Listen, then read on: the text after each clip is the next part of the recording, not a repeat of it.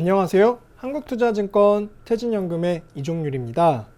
올 2021년 한 해를 돌이켜보면 국내 증시는 동학개미 운동, 그리고 ETF의 약진, 그리고 코로나19 재확산과 최근에 위드 코로나까지 정말 많은 이슈들이 한 해 있었습니다.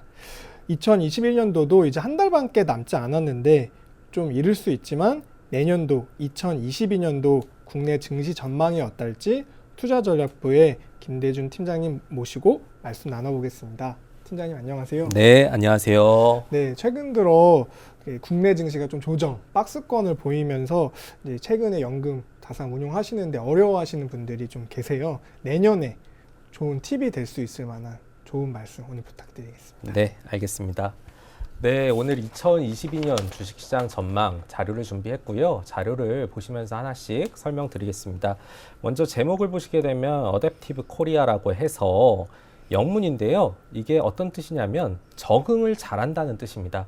지금 굉장히 코로나 때문에 불확실한 환경이 이어지고 있지만 한국은 잘 적응을 하면서 이 어려운 여러 가지 환경들을 잘 극복을 할 수 있다. 이렇게 저희는 생각을 하고 있고요.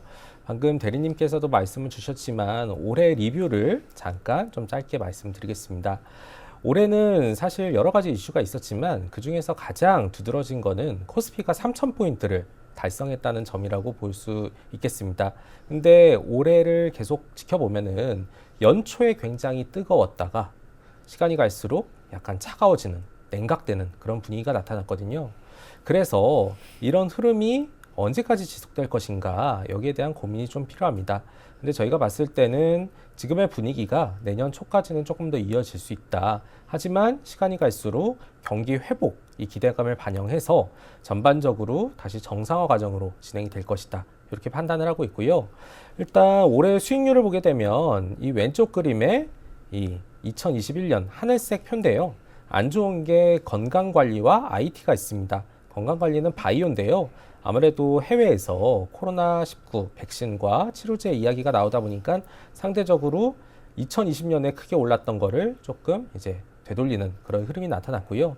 IT도 마찬가지로 반도체가 생각보다 좀 부진하면서 약간 약세를 보였습니다. 근데 주식시장의 흐름이라는 것이 약세를 보이면은 그 다음 연도에 조금 회복되는 현상이 나올 수가 있거든요. 그래서 안 좋았던 게 IT하고 건강관리인데 건강관리는 아무래도 코로나 치료제에 따른 이제 수혜 기대감이 좀 사라지면서 좀 안 좋은 흐름을 볼 수 있다 이렇게 생각을 합니다. 하지만 IT 같은 경우에는 그동안에 쉬었기 때문에 내년에는 조금 회복의 신호가 나오지 않을까 이렇게 판단을 하고요. 내년도 시장에 대해서 좀 설명을 드리면 주식 시장은 실적을 기반으로 움직이기 때문에 실적을 좀 먼저 말씀드려야 될 것 같습니다. 내년 순이익 컨센은 코스피 기준으로 183.4조 원 기록할 것으로 보이고요. 네이버의 일회성 이익을 빼게 되면 올해에 비해서 7.9% 증가할 것으로 보입니다. 그런데 이 가운데 그림을 보시면 지금 업종별 업종별 이익 증가율이 있는데요.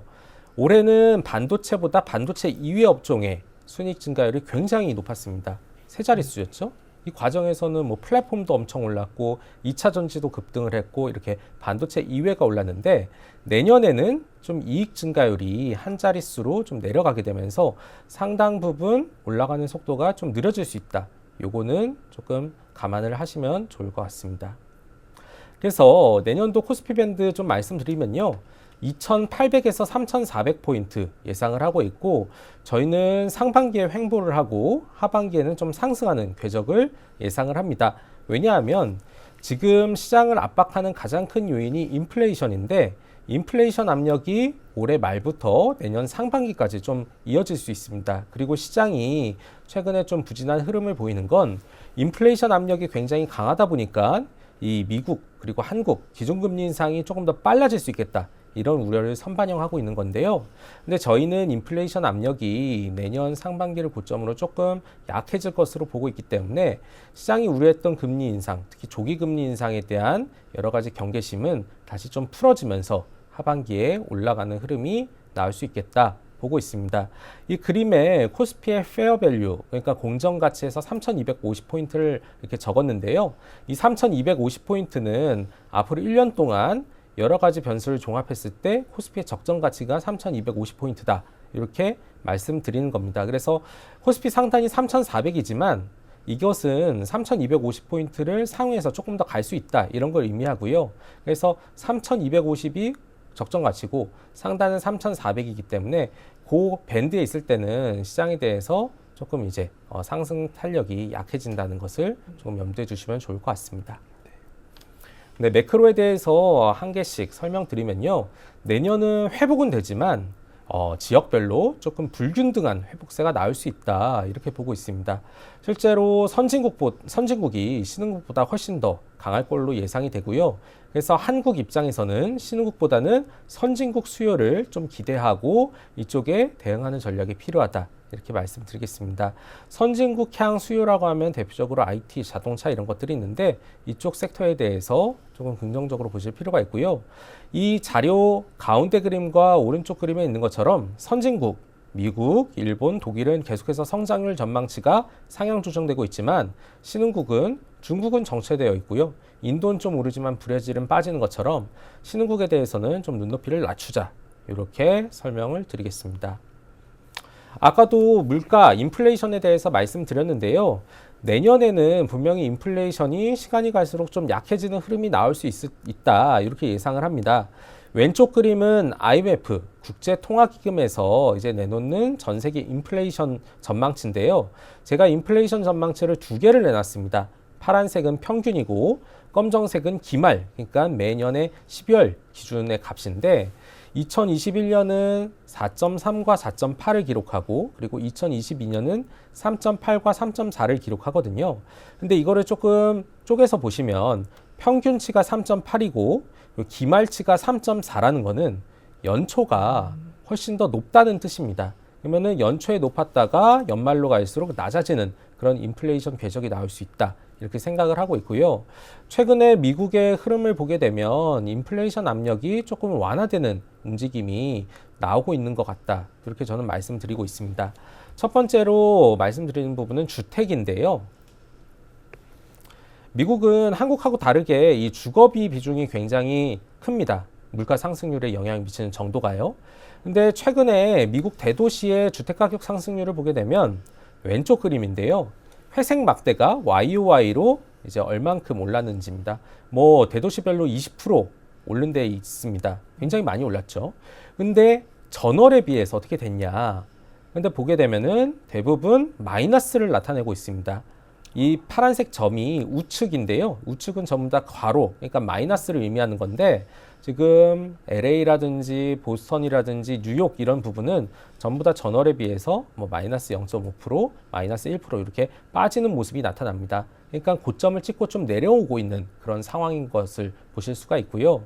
또 미국 주식시장에서 진로우하고 오픈도어라는 이 주택 관련 서비스 업체 주가를 보게 되면 시장의 분위기가 조금 달라진 게 아닌가 이렇게 보실 수가 있습니다. 진로우라는 기업은요.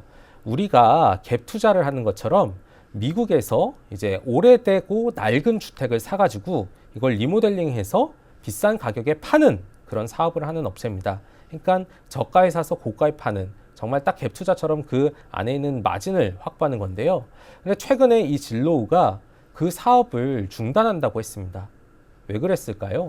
만약에 부동산 시장이 계속 오르고 이쪽에서 마진을 확보할 수 있으면 그 사업을 진행을 했을 텐데 이 사업을 3분기 실적 발표 이후로 뭐 접겠다 이런 얘기를 하면서 주가도 크게 빠졌었거든요. 여기에서 우리가 조금 볼 수 있는 거는 주택시장의 분위기가 좀 바뀌는 게 아닌가 이렇게 해석을 할 수 있습니다. 또 미국의 모기지 금리가 최근에 상승을 하고 있고요. 그리고 오른쪽에 검정색 그림, 이건 리파이낸싱 지수인데 주택 매수자가 대출 금리를 낮게 갈아타는 그런 건수를 의미합니다. 근데 이 리파이낸싱 건수가 지금 줄어들고 있다는 것은 주택을 굉장히 매수하려는 심리가 좀 약해지고 있음을 의미합니다. 그래서 이런 걸 보게 되면 주택 시장의 분위기가 전환되게 된다면 분명히 소비자 물가 상승률도 약해질 수 있다. 이렇게 판단을 하고 있고요. 두 번째는 에너지인데 최근에 미국에서 전략 비축유 방출한다는 얘기가 막 나오고 있죠. 그렇기 때문에 올해보다는 내년에 공급이 조금 더 많아질 수 있다. 이런 전망이 나오고 있습니다. 실제로 올해는 이 왼쪽 그림에 있는 것처럼 수요가 공급을 상회했기 때문에 유가가 올라갔는데요. 내년에는 공급이 조금 더 많기 때문에 유가는 좀 안정화될 수 있다. 그리고 오펙과 미국에서 원유를 생산하게 된다면 유가 상승 압력은 올해만큼은 아닐 것이다. 유가가 좀 내려가게 된다면 결과론적으로 인플레이션 압력도 약해지는 게 확인이 될 겁니다. 그래서 내년에 상반기 고점으로 인플레이션 압력이 약해지면은 시장이 우려했던 조기금리 인상 우려, 요거는 조금 후퇴할 가능성이 높고 그 과정에서 시장은 좀 반등의 기회를 모색하지 않겠나 이렇게 생각을 하고 있고요. 금리와 관련해서 연준의 통화 정책을 보게 되면 지금 우리가 직면하고 있는 거는 분명히 연준이 앞으로 테이퍼링을 진행해서 이제 시장의 유동성 공급을 조금 늦추겠다. 요거는 기정사실화되어 있습니다. 실제로 과거 흐름을 보게 되면 과거에 테이퍼링 진행할 때 시장이 그렇게 뭐 의미 있는 반등세나 상승세가 나오지 않았는데 이번에도 분명히 테이퍼링 진행하게 되면 유동성 공급이 좀 줄다 보니까 시장이 좀 횡보할 가능성이 높다. 이렇게 판단을 하고 있고요. 또 한국도 지금 통화정책 측면에 있어서 금리 인상을 고민을 하고 있습니다. 올해 8월에 금리를 올렸고요. 11월에 금통위가 있는데 거의 뭐 금리 올린다는 게 기정사실화되어 있고 내년에도 저희 하우스에서는 1분기와 4분기 금리 인상을 예상하고 있어서 금리가 올라가게 된다면 분명히 시장이 약간 여기에 조금 경계심을 가질 수 있다. 이렇게 보고 있습니다. 근데 만약에 인플레이션 압력이 완화가 된다면 연준의 금리 인상 스텝이라든지 한국의 금리 인상 예상 횟수 2회가 조금 1회 정도로 낮아질 수 있다. 이렇게 판단을 하고 있습니다. 내년에 지켜볼 이슈는 크게 세 가지가 있는데요. 첫 번째는 메가 FTA, 두 번째는 한국 대선, 세 번째는 MSCI 선진지수 편입 이 이슈가 있는데 일단 FTA는 한국처럼 수출로 먹고 사는 국가에 굉장히 중요합니다. 왜냐하면 보호무역주의와 지역 블록화를 이제 타개할 수 있는 방책이기 때문인데요. 한국은 일본 주도의 CPTPP, 아시아 태평양 중심이고요. 그리고 중국 주도의 RCEP, 이쪽은 중국과 아세안이 들어 있습니다. 한국은 CPTPP 가입을 고민하고 있고 RCEP 비준을 앞두고 있는데 이거를 진행하게 되면 한국의 수출 성장 동력이 활성화되는 것이 나올 수가 있습니다. 왜냐하면 CPTPP를 통해서 한국하고 FTA를 맺지 않는 일본하고 멕시코의 자유로운 거래가 진행이 되고요. 또 한국은 미국 시장에 진출하기 위해서 멕시코에 공장을 갖고 있는데 이 메가 FTA를 통해서 멕시코 관세 그리고 원산지 규정 이런 각종 장벽들을 피할 수 있게 된다면 이쪽에 진출한 기업들은 분명히 비용을 절감할 수 있고 매출이 늘어나면서 주가는 회복되는 그런 흐름이 나올 수 있습니다. 또한 RCEP는 중국 중심이긴 하지만 아세안 국가에 대한 노출도가 높다는 점에서 이쪽에서 새로운 시장을 확대할 수 있다는 점 긍정적이고요. 두 번째는 내년 3월에 있을 대선인데 아무래도 3월 대선하고 5월에 이제 새로운 대통령이 취임을 하게 되면 또 6월 지방선거하고 결합이 돼가지고 그때부터는 정책 모멘텀이 굉장히 강하게 나올 수가 있습니다. 근데 이거를 지금 미리 예단할 수 없는 것은 최근에 야당이 여당보다 지지율이 높긴 하지만 지금 여당과 야당 후보 모두 비호감 정도가 높기 때문에 결국에 선거의 결과는 끝까지 가봐야 한다. 그래서 우리가 하나를 딱 찍어놓고 대응하는 기보다 여당과 야당이 됐을 경우에 시나리오를 모두 고민할 필요가 있다. 이렇게 설명을 드리고요. 일단 후보별 시나리오를 감안하게 되면 여당의 이재명 후보가 당선될 경우에는 기본소득 시리즈를 통한 내수 부양을 많이 추진할 겁니다. 그렇기 때문에 이 내수주가 조금 주목받을 수 있고요. 그리고 현 정부가 친환경 정책을 계속 유지하는데 이것도 마찬가지로 계승을 할 수 있다. 이렇게 판단을 합니다. 반면에 야당인 윤석열 후보가 당선될 경우에는 이제 민간 투자 확대 그리고 규제 완화, 특히 원전과 같은 부분에 대해서 이제 다양한 인센티브라든지 아니면은 부양 이런 것들을 할 수 있기 때문에 이쪽 원전과 관련된 산업들 지켜보실 필요가 있고요. 그리고 규제가 풀릴 수 있는 다양한 산업군에 대해서도 관심을 가지실 필요가 있겠습니다. 마지막은 MSCI 선진지수인데요. 한국이 이 MSCI 신흥국 지수에 포함되어 있기 때문에 글로벌 경제가 불안할 때마다 외국인이 ATM에서 현금을 빼가듯이 맨날 이제 한국 시장을 흔들어 놓는데요. 근데 한국 정부는 이번에 5번째로 MSCI 선진지수 편입을 하려고 지금 여러 가지 방안을 구상 중인 것 같습니다. 그래서 내년 6월에 관찰 대상국을 지정을 하는데 만약에 거기에서 관찰 대상국으로 지정이 된다면 앞으로 선진지수에 포함될 수 있다는 그런 기대감이 발생하면서 상당 부분 안정적인 수급 환경이 조성이 될 겁니다. 그리고 그걸 기대해서 외국인 자금들이 유입될 수 있다는 점 굉장히 긍정적이고요.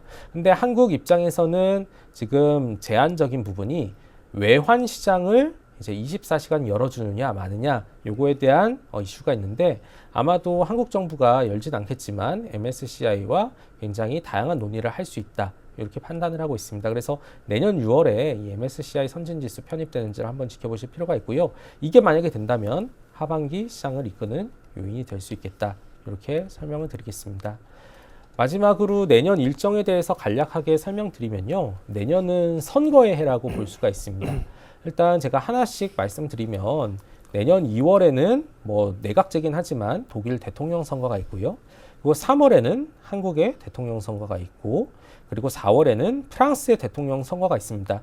특히 프랑스는 EU를 이끌어가는 중심 국가인데 여기에서 극우 성향의 대통령이 나오는지 이거를 좀 보실 필요가 있고요. 만약에 마크롱 대통령을 대신해서 극우 성향의 대통령이 새롭게 선출된다면 EU 분열에 대한 이슈가 불거질 수 있다는 점을 미리 좀 말씀드리겠습니다. 그리고 하반기에 가서 10월에 중국의 공산당 대회가 있고요. 시진핑 주석의 사면민 가능한가 요거를 보실 필요가 있고 마지막으로 미국의 중간 선거가 11월 8일 날 예정되어 있습니다. 그래서 이 선거에 따라서 정책들도 다양하게 영향을 받을 수 있기 때문에 내년에는 상반기, 하반기 모두 선거 이벤트를 조금 주목하셔야 되겠다. 이렇게 설명을 드리겠습니다. 네, 이렇게 준비된 자료 말씀드렸고요. 요약을 좀 해드리면 내년에 저희 한투증권은 2,800에서 3,400포인트 범위에서 상반기에 좀 횡보하고 하반기에 올라가는 그런 흐름들을 예상하고 있고요. 인플레이션 압력이 존재하지만 상반기에 좀 고점을 찍고 내려올 것이고 그리고 그 과정에서 통화 긴축에 대한 우려도 완화될 수 있다. 그리고 한국 내부적으로 선거가 끝난 뒤에 나올 수 있는 정책 모멘텀 이런 것들을 반영해서 하반기에 조금 좋은 흐름이 나올 수 있지 않을까 이렇게 예상을 하고 있습니다. 그래서 대응은 사실 인플레이션 압력이 있기 때문에 비용을 잘 절감할 수 있고 수익성을 안정적으로 이제 갖춰 나갈 수 있는 퀄리티 주식에 대한 투자가 필요하고요. 한국 내부적으로 이제 IT나 자동차처럼 이 재무제표나 아니면 여러 가지 손익계산서 이 안에서 건전성과 수익성을 확보할 수 있는 그런 기업들 긍정적이다 보고 있고요. 자체적으로 프리미엄을 갖고 있는 성장주에 대해서도 관심을 가지셔야 되겠다. 이렇게 설명드리겠습니다. 네, 준비된 자료 이렇게 말씀을 드리겠습니다. 네. 올 한 해 동안 선생님 정말 좋은 말씀 감사드립니다. 네, 고맙습니다. 네. 연말연시 이제 댁내 좋은 일 가득하시고 내년 새해에도 퇴직연금 본부에서는 좋은 컨텐츠 제공하는데 최선을 다하도록 하겠습니다. 감사합니다.